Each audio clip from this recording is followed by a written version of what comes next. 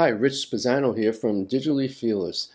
And in the new version 2 of Affinity Photo, they now have double effects, which I think is a very cool feature. So I'm going to show you a little bit of how it's done. So let's just create some text. I'm just going to put the word text. Simple enough. And now we go into the effects right down here. And let's give it, say, an outer shadow. I'm going to go to outer shadow. I'm going to raise the radius. And for this example, I'm actually going to make it a stronger shadow. So just like that. And I think that looks good. But let's just, for this example, change the color. So I want to maybe do a blue shadow. Well, let's see, offset. I'll bring it up. I should say bring it down. So that looks pretty good to me. And that's it. Now before, that was all you can do. Now watch this. You see the little plus sign right here? I can hit a plus. I can duplicate that shadow. And now in the duplicate, let's change the angle to the top. Now on the top, let's give it another color, maybe an orange. And we can now, even on that orange, if it's very overpowering, we can change the offset, we can change the radius, we can make it a hard shadow or a soft shadow, we can lower the opacity. And another thing you can do is, that's the orange one here, well, we can bring that down if you want the blue to be on the top. In this case, it really doesn't matter so much, but we can bring it up, we can just move them and reverse their positions. So now the top one is the blue and the bottom one is the orange, and we hit it again, and now the top one is the orange and the bottom one's the blue. So now let's say we want to add one more. I don't know why we would do this, but you as the creative people can figure out reasons for this, but I can add one more even. So I'm going to put one more up here, which is the orange, and maybe I'll change that one to a green, and maybe change the offset to really small. So I don't know where I'd use this, but just let's get a close-up here so you could see what I'm talking about. I now have an orange shadow, a blue shadow on this side, and a green shadow very close. So that's one way to do this. Now let's try the outlines. Let's go to outline, and I am going to give this, say, a black outline.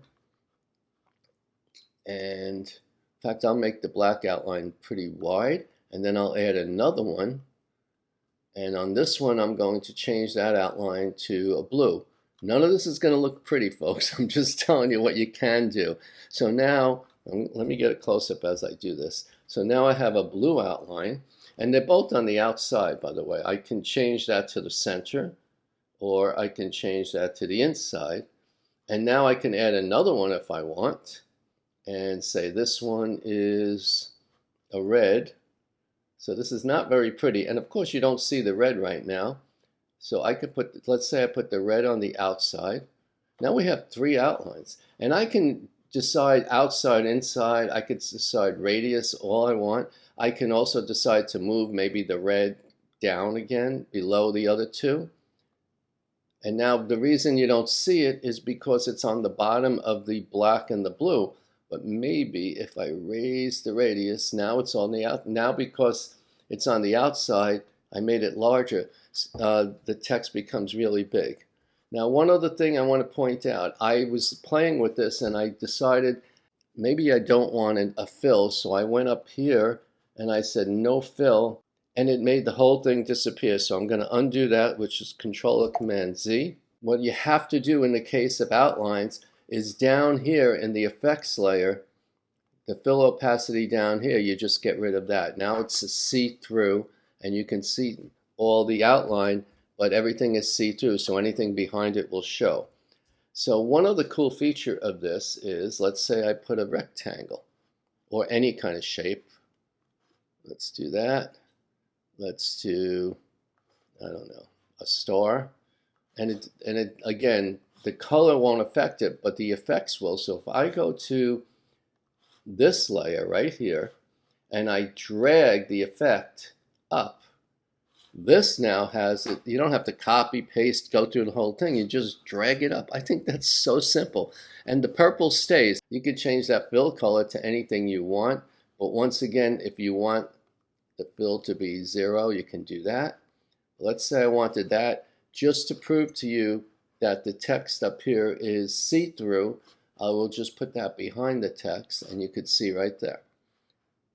So that's kind of pretty cool. I like this idea. And once again, if I want to take those effects and move it, drag it up to here, this one has the effects, and I can give that one any color I want to give it. So, and I can change, I can add gradients over gradients. Now, why would I want to do that? Well, when you add a gradient, let's say in this one I add a gradient like that, and I'll give it some color. Don't ask me why. I don't know what I'm doing exactly. I'm just, most of you know what my tutorials, I do them on the fly, so I don't know what the outcome's going to be. These are not supposed to be beautiful. These are just supposed to show you what you can do so you can put them in your ideas. So that would be one gradient. Now, why would I want to put another one over that? So let's see, let's try it. Let's do another one on top of it. I don't know, maybe I'll put one in the middle. Insert right there, and maybe I'll change the middle to a red and make it a strong red like that. And you still don't see the one underneath. But what you can do now is go change the blend mode. See, I'm just going to go down the line and look at the different effects you can get. So now you just put two gradients on top of each other, which I think is like so cool. So like that one, I don't know why I picked that one, but that one. But you can still go back and change what they look like. For example, you can do the X scale and the Y scale. They are live gradients, and you can always go back to them.